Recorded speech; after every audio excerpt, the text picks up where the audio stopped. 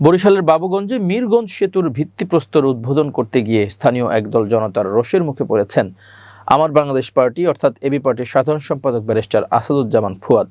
একই সঙ্গে তাকে উপজেলায় অবাঞ্ছিত ঘোষণা করে বিক্ষোভ করে স্থানীয়রা। সামাজিক যোগাযোগ মাধ্যমে ছড়িয়ে পড়া এক ঘটনার এক ভিডিওতে দেখা যায় ব্যারিস্টার ফুয়াদ সামনে এগিয়ে যাচ্ছেন আর পেছনে জনতা স্লোগান দিচ্ছে, ফুয়াদের দুই গালে জুতা মারো তালে তালে, ফুয়াদের চামড়া তুলে নেব আমরা।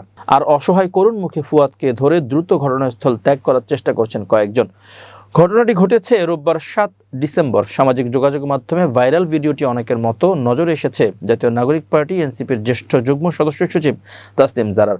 আর বিষয়টি নিয়ে প্রতিক্রিয়াও জানিয়েছেন তিনি। নিজের ফেসবুক পোস্টে তাসনিম জারা লিখেছেন, আজ বরিশালে ব্যারিস্টার ফুয়াদ ভাইকে ঘিরে যে ঘটনা ঘটেছে তা ভীষণ উদ্বেগের। চামড়া তুলে নেব বা জুতা মারো স্লোগান দেওয়া কোনো সুস্থ নাগরিক বা সুস্থ গণতান্ত্রিক কালচার হতে পারে না। উল্লেখ করে এনসিপির নেত্রী লিখেন, ফুয়াদ ভাইয়ের রাজনৈতিক আদর্শের সঙ্গে আমার বা আপনার মিল না থাকতে পারে, তবে তার দলের নীতি নিয়ে আপনার হাজারটা প্রশ্ন বা আপত্তি থাকতেই পারে, কিন্তু একজন প্রার্থী যখন নিজের এলাকায় যান তখন তাকে ঘিরে চামড়া তুলে নেব বা জুতা মারো স্লোগান দেওয়া কোনো সুস্থ গণতান্ত্রিক কালচার হতে পারে না।